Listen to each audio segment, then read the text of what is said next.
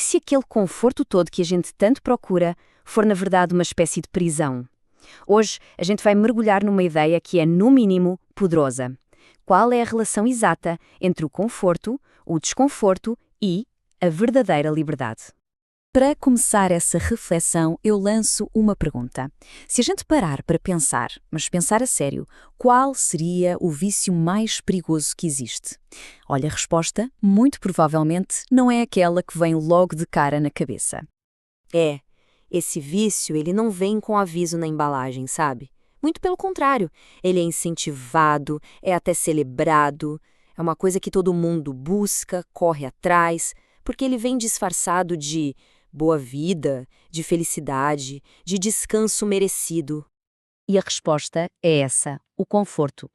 De acordo com a fonte que inspira esta análise, esse é o nosso vício mais insidioso, mais subtil, e é exatamente por isso que ele é tão perigoso. Vamos entender melhor o porquê disso.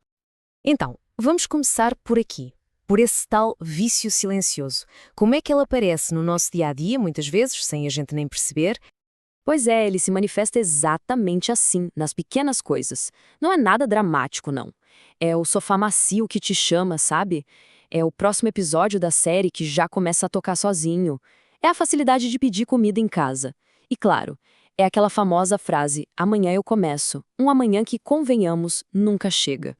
E essa citação resume tudo de uma forma incrível, com uma metáfora poderosa, a tal da prisão de luxo.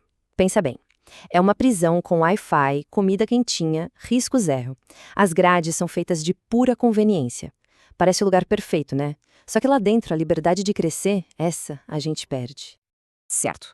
Entendido o que é a prisão, vamos fazer o diagnóstico. Como é que ela funciona? Lá dentro da nossa biologia, da nossa psicologia e, mais importante, quais são os sintomas? Basicamente, o nosso cérebro é uma máquina de poupar energia. Ele foi feito para isso. Então, quando a gente escolhe o caminho mais fácil, o que ele faz?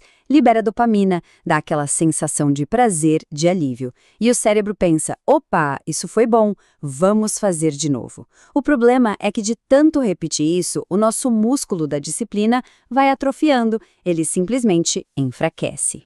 E os sintomas? Os sintomas são bem fáceis de reconhecer. Aquela procrastinação crônica, sabe? Uma ansiedade que parece não ter motivo. A gente olha para o lado, vê os outros conquistando coisas e sente aquela pontinha de inveja, ou pior, um sentimento de vazio, mesmo tendo tudo. Pois é, tudo isso pode ser um sinal de que as grades dessa prisão de luxo estão se fechando. Ok, o cenário parece meio sombrio. Mas então, qual é a saída? Bom, a nossa fonte aqui aponta para uma solução que vai totalmente na contramão do que a gente pensa. Abraçar justamente aquilo que passamos a vida inteira tentando evitar. O desconforto.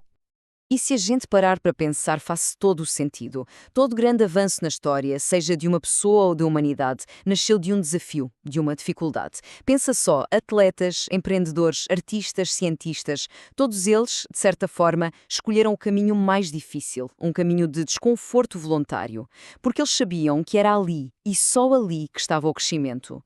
Então, o ponto central é este. No fundo, a escolha se resume a pagar um de dois preços. Não tem como escapar. De um lado, tem o conforto, que cobra o imposto da estagnação e transforma a pessoa em espectadora da própria vida. Do outro lado, tem o desconforto. É o preço da evolução, que dá a chance de se tornar um mestre, o protagonista da própria história. Certo, mas como é que a gente faz isso na prática? A ideia não é virar masoquista, não é procurar sofrimentos sem sentido, claro que não. O segredo está em administrar pequenas doses estratégicas de desconforto. Vamos ver como isso funciona. A fonte que estamos analisando divide esse desconforto em 3 tipos essenciais. Primeiro, o físico, treino intenso, um banho frio, regular o sono. Segundo, o mental, estudar algo difícil, ficar em silêncio sem distrações, se expor ao erro. E terceiro, o emocional, que talvez seja o mais difícil, ter aquela conversa difícil, terminar algo que já não faz bem, pedir ajuda. E aqui, olha, talvez esteja a regra de ouro, o conselho mais prático de todos. Fazer algo todos os dias, que a gente não quer fazer, mas sabe que precisa. É uma coisinha pequena, mas deliberada, remando contra a maré da facilidade. É o treino diário para fortalecer aquele músculo da disciplina que a gente falou. E é fundamental entender isso aqui. O objetivo não é masoquismo, é medicina. Não é autodestruição, é autoconstrução. Cada pequena dose de desconforto funciona como um remédio. Em vez de nos quebrar, ela vai pouco a pouco expandindo os muros daquela nossa antiga zona de conforto. E isso tudo nos leva à escolha final, a mais importante. A escolha entre o desconforto e o arrependimento. Porque no fim é uma dessas duas dores que a gente vai sentir. Então, a pergunta que fica no ar é essa. No final das contas, qual preço será pago? Porque uma coisa é certa, um preço vai ser pago. A questão é só, qual deles? E quando?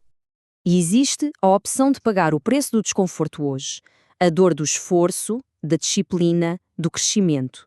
É um preço pago em pequenas prestações, sabe? Um pouquinho a cada dia. Ou então, existe a opção de pagar o preço do arrependimento amanhã.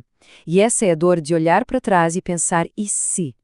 E se eu tivesse tentado? E se eu tivesse feito mais? E segundo a nossa fonte, essa segunda conta, essa é sempre muito mais cara.